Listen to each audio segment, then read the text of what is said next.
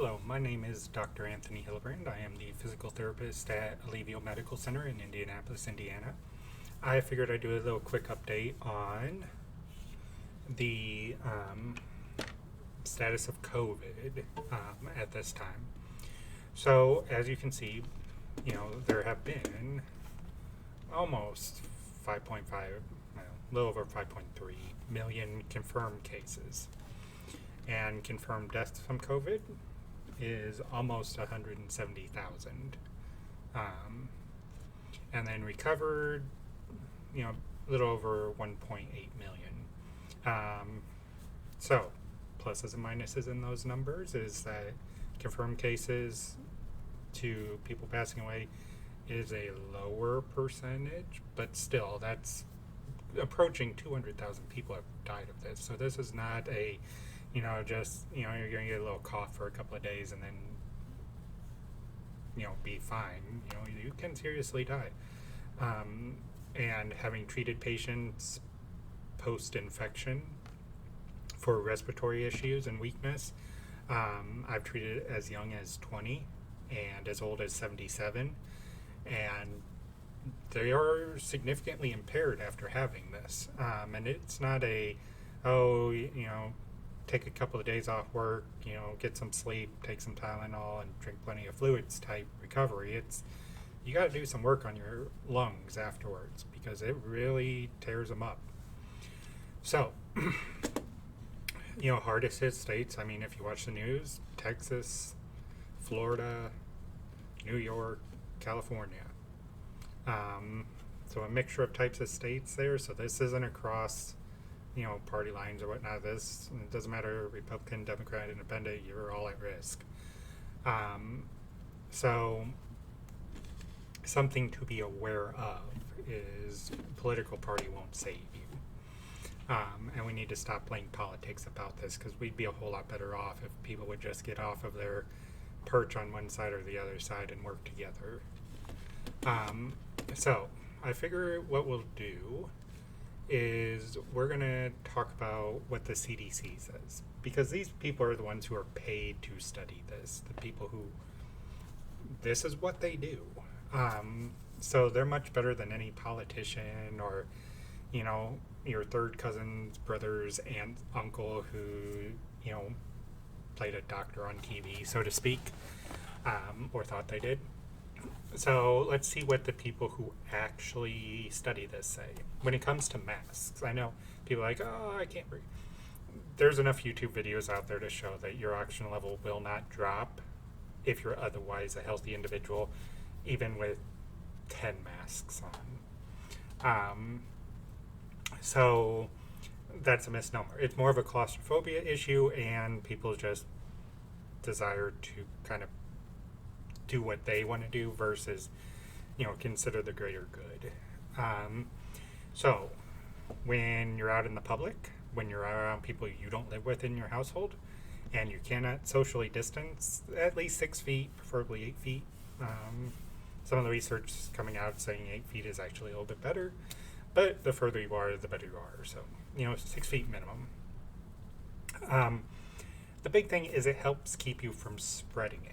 And since, as the last graphic showed, if we've had almost 5.5 million cases, and this is the recovered / people who not recovered, there's still, give or take, about 3.5 million people who didn't have symptoms bad enough to warrant getting treated. So you don't know if you have it or not unless you've been tested. So you're wearing the mask more for everybody's good versus just your own. It's thinking about everybody versus yourself. Because at the end of the day, the way we get through these things is working together, not, I'm in it just for me. So public settings definitely need to have a mask on. It's not going to kill you, and it might just save your life, or it may save the life of somebody you love, because if you bring the virus home, it may not get you, but it might get the person you live with, or parents, grandparents, children, Because yes, children can get this.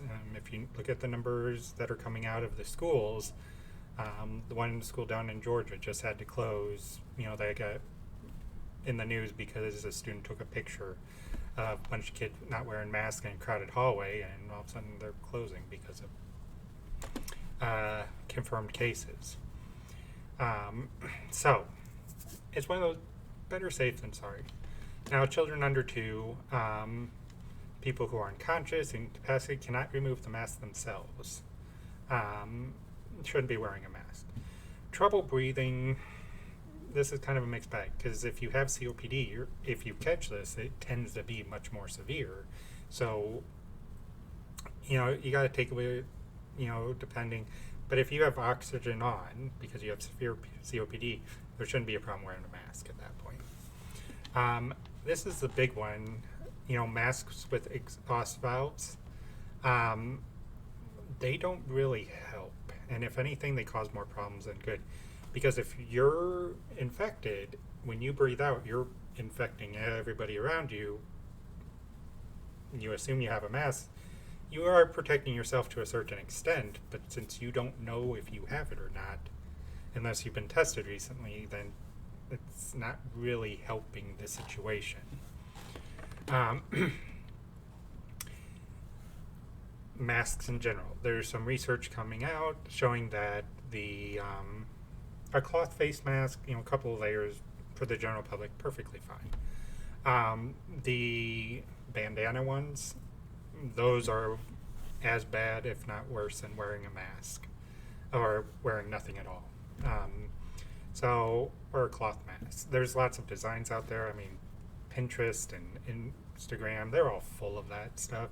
So you can find something that works for you that also keeps everybody safe.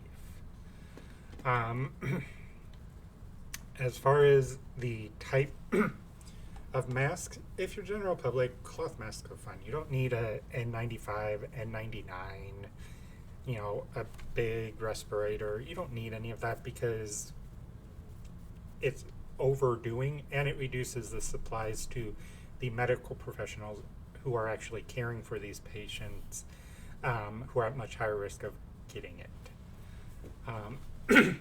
So, simple cloth masks, you can make them at home. They're not expensive. And if you make them out of cloth, you can wash them. So make a couple, wash them every day. Because these masks, even if you have the paper masks, that you see most people wear, they're only good for pretty much the day. But there's people, including us as in healthcare, we have to use them for a while because we don't have the supplies to actually use what we need. So just be aware. So that is the, some examples of some adaptations and whatnot. Heat related, I could see that, or if it's a hazard getting caught in something. But if you're at the grocery store, you don't really have to worry about that. As far as face shields, there's been a lot coming out about face shields, good, bad, otherwise. CDC is currently not recommending them. But if you're around people who tend to cough, things like that, work or whatnot, it's definitely not going to hurt. And definitely do not put them on babies. I'm sure that has happened, but yeah. So, as far as surgical masks go, if you're the general public, leave them to the healthcare workers who really, really do need them. The other thing I'll throw out there is there was something, I think it was on Facebook a few weeks ago, about the masks and which side you should wear out if you have the virus, which side you should wear out if you don't have the virus. There's only one correct way according to the manufacturers who actually make the masks and the CDC who gives guidance on the masks. The colored portion should be on the outside. The white portion should be on the inside. Unless your mask specifically says differently, but that is how they are worn. The inside is a more absorbent layer, so if you cough, sneeze, whatever, it catches it, so it's less likely to spread. The outside is more of a waterproof layer, so that if there's a droplet, it's less likely to stick to you, so you're less likely to breathe it in. If you flip it around, so the absorbent side is out now, and the semi-waterproof side is on the inside now, now when you cough, it spreads because there's nothing to absorb it, and it just kind of goes out. And as you breathe in, the droplets get caught in that, so you're more likely to breathe in droplets. So it doesn't make a whole lot of sense. It's just goofy things people come up with on the internet. But you can look it up on the manufacturer's website and the CDC website, but they don't recommend that. It's just something somebody did. They got an idea and ran with it, and then the internet got it and really ran with it. So, no, wear your mask correctly. Because like an N95 mask, you can only wear those one way, and there's a reason why you can only wear those one way. So that's as far as mask goes. As far as gloves go, if you're cleaning, yes. But the issue I see with gloves most of the time is people have them when they're going to the grocery store. They're still touching their face. They're touching everything. And then they don't wash their hands afterwards. They leave the gloves on. They wear the gloves before they go to the store. Then they wear them at the store. Then they wear them home. And then they might take them off when they get home. But then they don't wash their hands.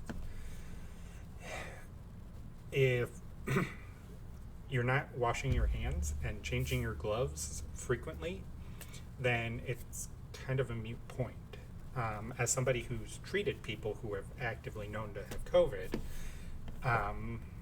pretty much since March, who just took a test yesterday, I was negative.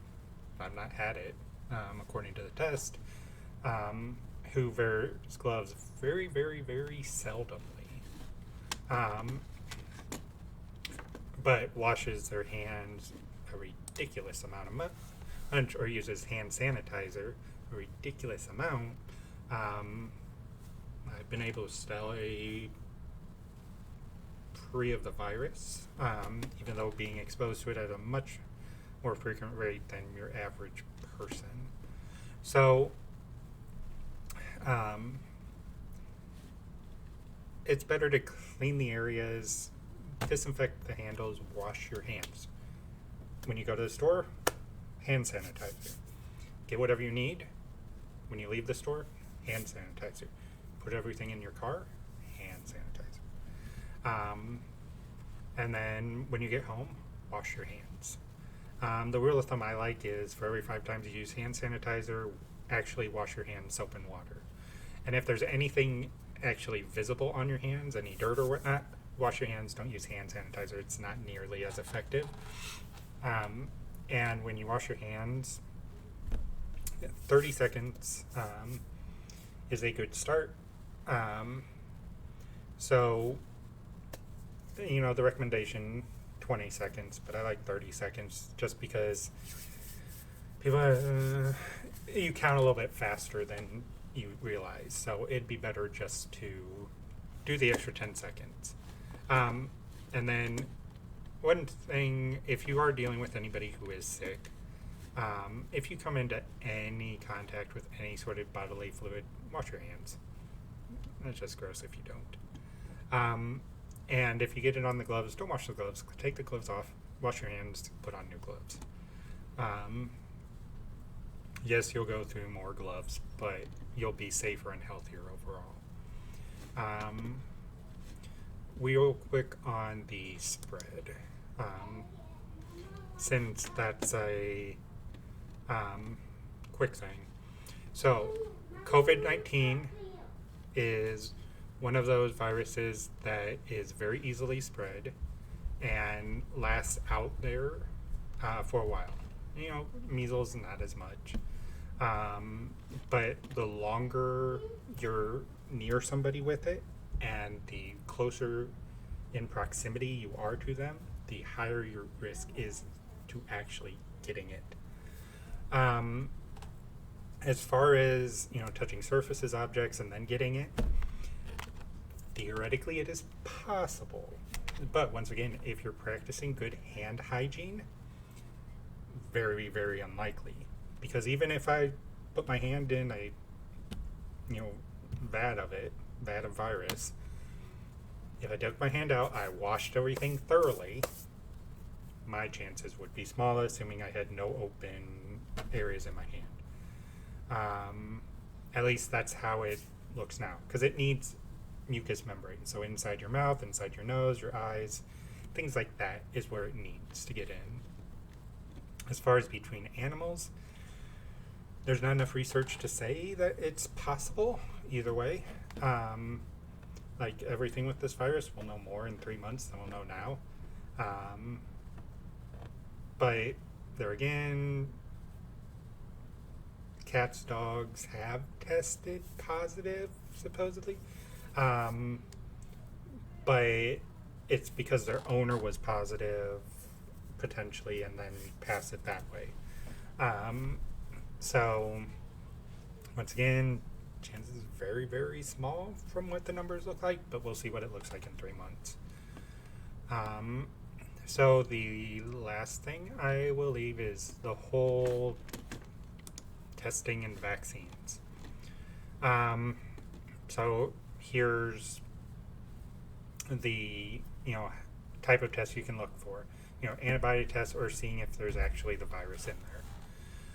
So with the virus test, it's going to look for the virus itself, but it's not going to necessarily differentiate between different forms of the coronavirus. It'll just tell you that, yeah, you have a virus that looks like the coronavirus. And then the antibody test, it's the same thing. There's 2 antibody tests. There's ones that a short-term exposure would create.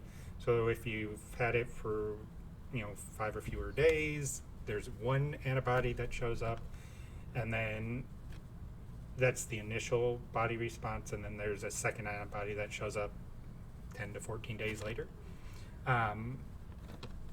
give or take, that shows more long-term immunity. They don't know how long these antibodies stick around. Do they stick around 3 months, 6 months?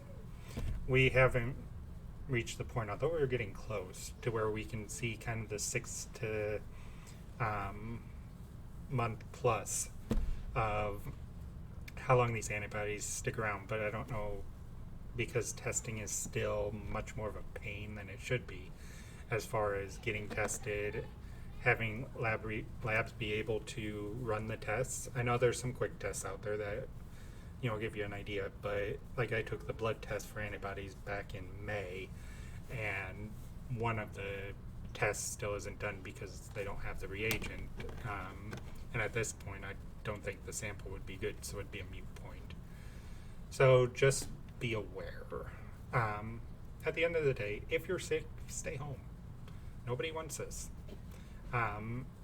If you're not sick, think of other people, because at the end of the day, we're all Americans. Doesn't matter what political party you are or anything like that, where you grew up, all that. We are all Americans. We're only going to get this done together. If we continue to push the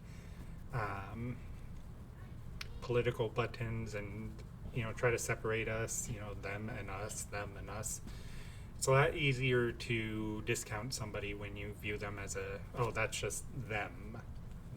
They're not us, they're them. At the end of the day, we don't do great things in this country when we are them and us. We do great things in this country when we are a we. So, help people out, wear your masks. If you're sick, stay home. And, do your own research. Don't go off of what I say. I pulled up the website. You can see where I pulled that information. Go off of verifiable websites and, do your own homework. If somebody tells you something and that's interesting, that's a little different, look it up. If you can't verify it, probably not correct. And look at it from independent groups. Like the CDC is a nonpartisan group. Their job is to study these things. They're not, we need to shift this, to do this for this political. No. Their goal is to look for the information and then present it as it is. And this information will change over time. What we know about coronavirus has changed over the last 6 months. This is the first time we've had a coronavirus like this. But don't jump to conclusions and don't start accusing people that it's this group's fault, that group's fault, whatever. We just need to pull together and expect the people who are in power to do their job, to do their homework, and make good decisions based on the benefit of everyone versus themselves and what's going to help them, in another election, or, dissuade somebody from voting for the other side. Pointless stuff at the end of the day. So I will leave you with that. Once again, my name is Dr. Anthony Hillebrand. I am a physical therapist who treats patients with COVID-19, both while they have it and then afterwards. And then I also get a lot of questions from my patients because I treat a largely Hispanic population. So I do get a lot of questions from them. But then just what I see, Facebook and whatnot, I figure let's present the actual facts, because at the end of the day, facts matter. The truth does matter, and you need to listen to the people who are the experts. Because at the end of the day, I don't trust a lawyer, I don't trust a politician, I don't trust anybody who is not actually studied this and spends their whole time with this and has no political agenda or no revenue-seeking agenda out of this to give me medical advice. I don't trust celebrities to give me medical advice. I'm not going to go ask, celebrity X, Y, or Z if I should get, a knee replacement or heart surgery, because they're not qualified. I'm not going to ask an athlete either. I'm not going to ask a politician. I'm not going to ask a lawyer. I'm going to go ask the people who know what they're doing. So once again, thank you, and we'll see you later.